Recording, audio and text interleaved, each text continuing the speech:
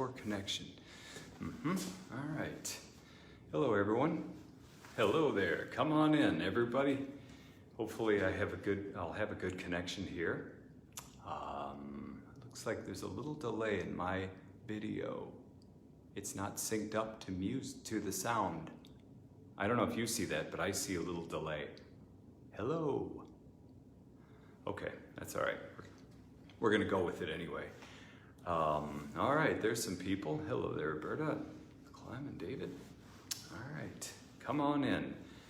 Maybe you can tell me if is the audio a little off? It's because when I'm watching it, I see a little delay. It's kind of weird. I won't watch my mouth, but I hope it isn't for you all. But anyway, who cares? You're getting video, you're getting audio, you're not paying anything. It's great, isn't it? Great. All right. Well, let's wait till a few more people come on, and then I'll share a few thoughts with you. Wow, this overhead lighting really makes me look gray. Actually, who am I kidding? I am getting gray. I have gray hair. You know, I've been denying this for a long time. When I got my Florida my Florida driver's license, the woman was typing in all my stuff, and then she said, weight, and I said, 150. All right, I lied. It's 175. And she said height, 6'1". She said hair, and she was still looking down. I said blonde, and she looked up and she said, very funny, it's gray. And I said, ma'am, I have blonde hair. She said, sir, your hair is gray. So she put gray there on the license. Who knew? Anyway, I'm done with denying it. I'm just gonna go, like a lot of you all, those during this time of pandemic, time of social distancing and quarantining, a lot of people have just let their hair go gray. So there it is. Okay, great. Just filling time, waiting for people to come along. Okay, great. All right, well, hello everyone. So today I'm coming to you from our new studio in the diocese, in the pastoral center. I just drove back from Tallahassee and just pulled up here. It's dark, but I came into the office to do a few things and thought I would do this video from our new studio. There's not a lot to show you right now, but I'll show you in a minute. It's still a work in progress. This wall is done, so that's good. You know, just kind of a fun little wall there, wood and everything, just a little background. But we're gonna have a studio set up here with tables, a table, some nice chairs, lights from the ceiling, the papal flag, the American flag, some a diocesan logo up there and everything. Yeah, let me show you. I'll show you right now. How about that? Okay, please hold. You're doing great. Okay. Ann Tyson, thank you. Gray is distinguished. I like that. Okay, so like I said, there's not a lot to look at yet because it's still being worked on. And this was part of the diocesan library. So we took a big room and we just kind of made it into a studio. So like I said, that's not done yet, but that's gonna be the background. And this desk will be in front of those, arches. When they're finished, they will be painted, and we'll have lights on them. The diocesan logo will be right in the middle there, right in there. And anyway, it's just kind of nice because we're gonna have really good lighting here. It's gonna be a place where we can do blogs and videos and even small press conferences if we have those. An official place to do all of that, so. All right, so anyway, that's where I'm coming to you from. All right, but it's not quite done yet. All right, let me share a couple things last week. In this video, you got to see 3 of my brothers who visited me for several days, David, Kevin, and Neil. And that was it was a nice visit, great visit, just really fun just to be with them. I had to work a lot, but when I came back, I could relax with them and everything. So that was really nice. And then after that, I drove around the diocese the last couple of days, meeting with a lot of the priests and some parish staff members, introducing this year's Catholic Sharing Appeal. That's the annual diocesan appeal. Some people call it the Bishop's Appeal. I don't like that because it's not really about me. It is our diocese appealing to each other, really, to the whole community, to support the ministries of our diocese throughout the year. I am humbled and blown away by people's generosity. Once again, last year we met and exceeded our goal by a little bit, and anything that is over our goal goes back to the parishes. So we were able to give back 800,000 to our parishes for their projects and things. So it was just, I really want to thank you. Thank you for your generosity and for your support. My salary comes from the Catholic Sharing Appeal, and the gas that I use to drive around and go back and forth to Tallahassee and other places, all points in between.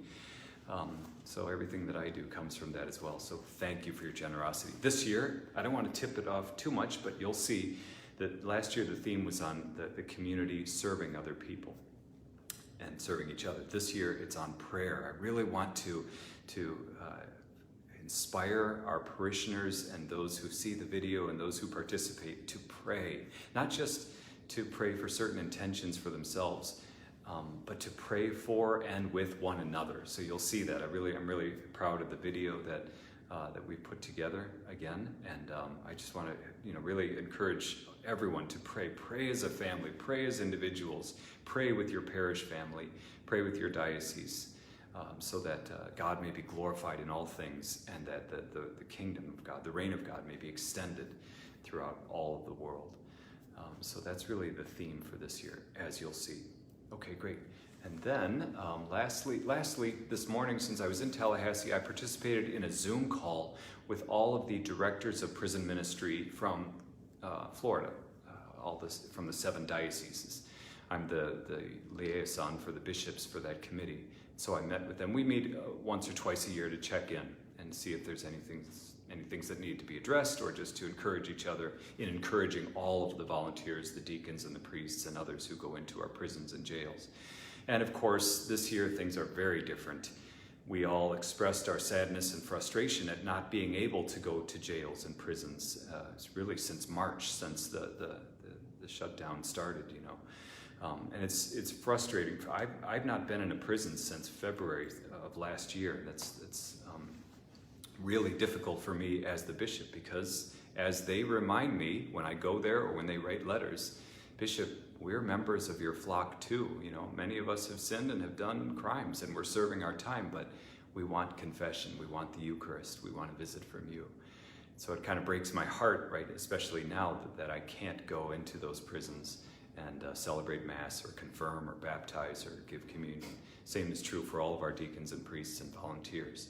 So it just reminded me, as I was meeting with all those people, that we can pray for them and with them, and we're trying to assure them that we are praying for them. We haven't forgotten them.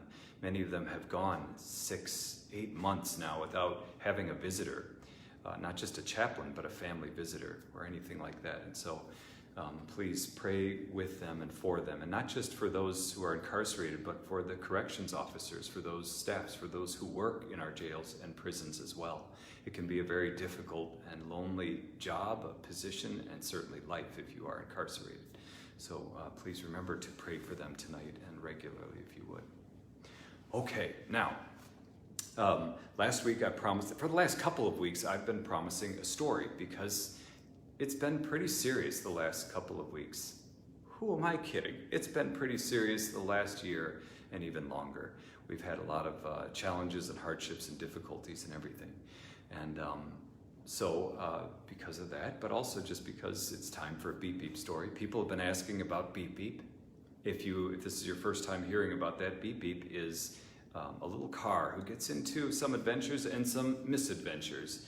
It was originally a story or stories that I told my nieces and nephews before they went to bed, but I just started telling them here, and well, they're taking on a life of their own. So today's story, I thought about this as I was driving those 3 hours back from Tallahassee to here just now.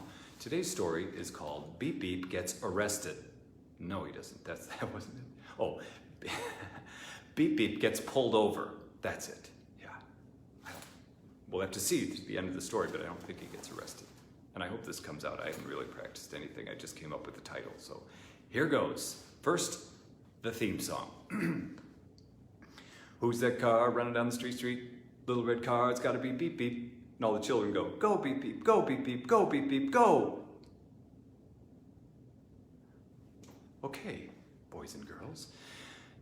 Beep Beep spends a lot of time in the garage and is kind of bored because Beep Beep is a car and cars like to drive. Beep Beep wants to be out on the road. He doesn't want to be in a garage, but he's waiting in the garage hoping for some adventure. And sure enough, here comes the family.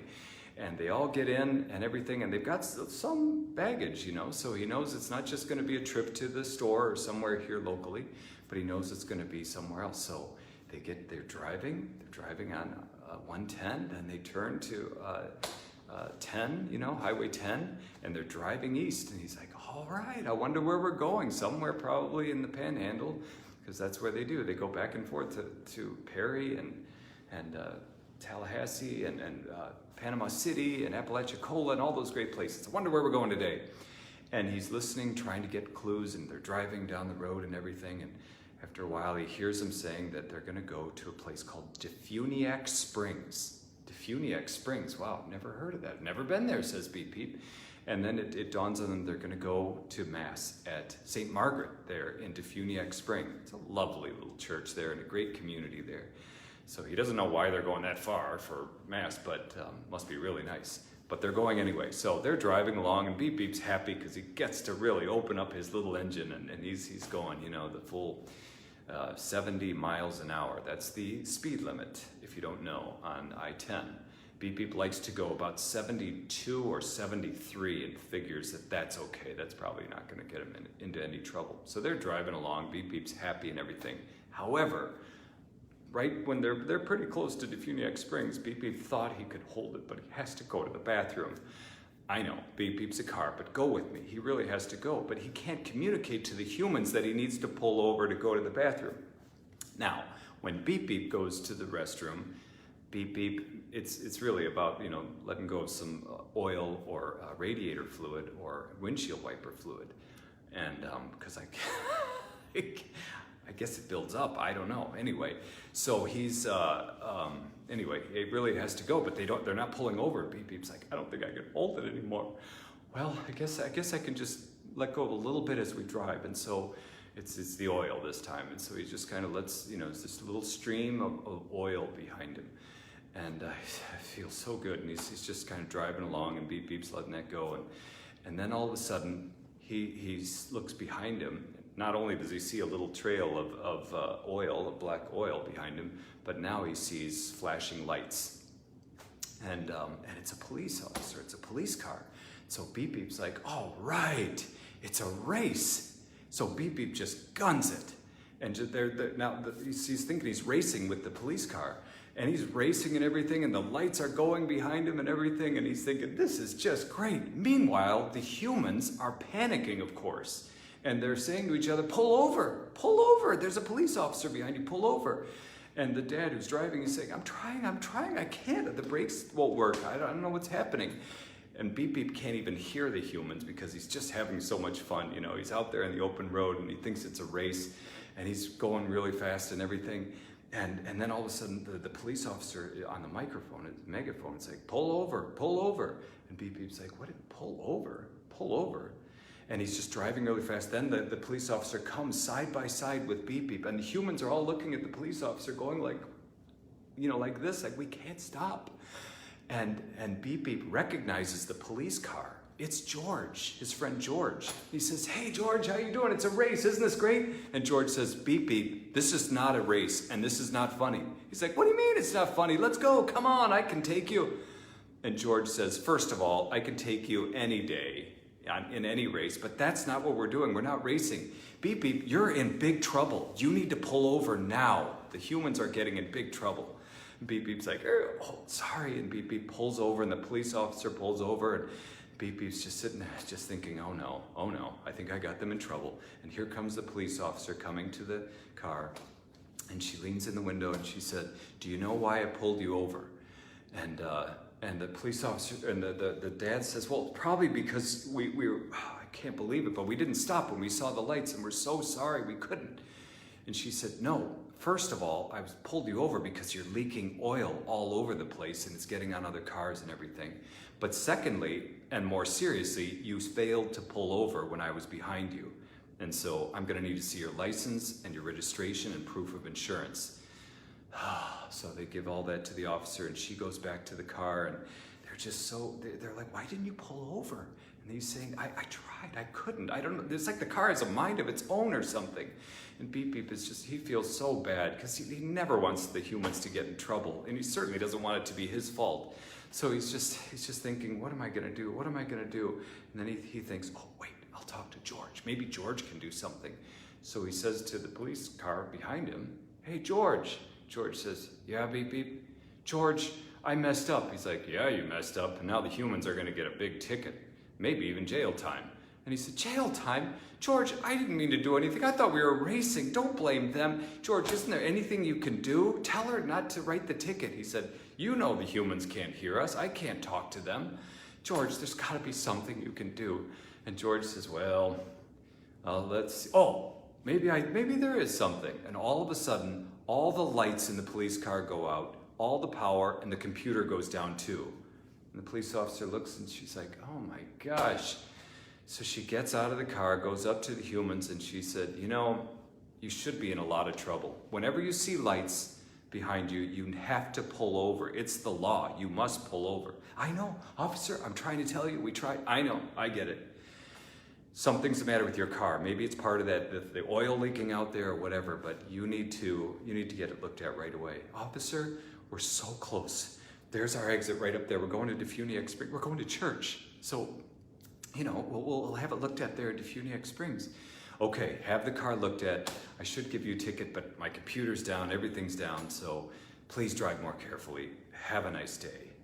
And then she walks back to her car, and then the car is slowly pulling out now, with Beep Beep slowly pulling out. Beep Beep's like, I'm not gonna take over the controls anymore. So the car is driving away, and as Beep Beep looks back, all of a sudden, all the lights go back on the police officer, the car, on the police car, the lights, and the headlights and all that, and the driver starts up, and then she drives away. Whew. Beep Beep's thinking, I owe George, I owe him something. I owe him a big favor. He got me out of this trouble. After that, Beep Beep learned to follow the laws and to make sure he goes to the bathroom before they go on a long trip. The end. I wasn't quite sure where I was going to go with that. I didn't mean to to bring it down to bathroom humor. Well, yes, I did. A lot of my stories end up that way. So I hope you enjoy that. If you want to play that, if you think it's okay and it's not scandalous to play for your grandchildren or your children tomorrow or whenever, go ahead. It's great. Okay. It's nice to be with you tonight. Now I'll be able to go back to the house and do some laundry. I have to wash all those sheets from the beds where my brothers stayed. I just kind of left that when I went to Tallahassee, so I'll be doing a lot of laundry tonight. You don't care. And then tomorrow I'm going to Austin, Texas to give a talk. It's for Catholic schools. Every year they have this big event with 800 or 1,000 people coming to this big dinner, and they talk about Catholic schools. They celebrate one teacher or staff member from each school. It's really, really a great event. I went to it 8 years in a row because I was pastor of St. Ignatius Martyr, a parish with a school. But this year, of course, like everything else, it will be done virtually. However, they still offered to have me come out there to be in their pastoral center in the diocese to do it. So I'm going to do that, and I get to celebrate a couple masses in my former parish, which will be really neat, and to see the Holy Cross community there. So, okay, great. Hopefully I'll be back next Thursday. It's going to be from a different location. I can't say now where it will be, but I'll tell you that next Thursday. And I hope you're doing well. I hope you have a good week and a good night. Sleep well, and just dream of Beep Beep. Beep Beep gets arrested. No, Beep Beep gets pulled over. Beep Beep almost got arrested. All right, I gotta go. Let me say a prayer for you. Looks like I wrote some things that are kind of confidential on my hand, so I will just raise this hand because I don't want you to read. Quick, read those things. Here goes. I'm so weird. Oh, gracious God, we thank you and bless you and praise you today because you have given us the great gift of our life and an even greater gift of our faith and the promise of eternal life.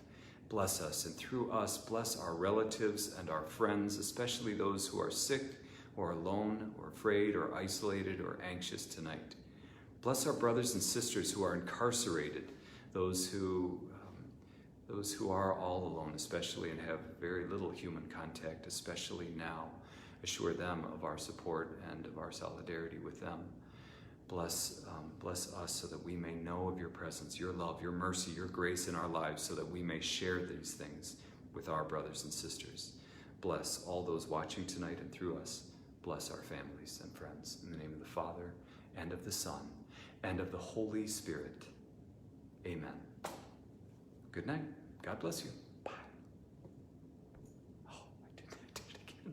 It's so hard. It's just a little button. It says finish. It should be really easy. But it won't work, so I have to do this again. Okay.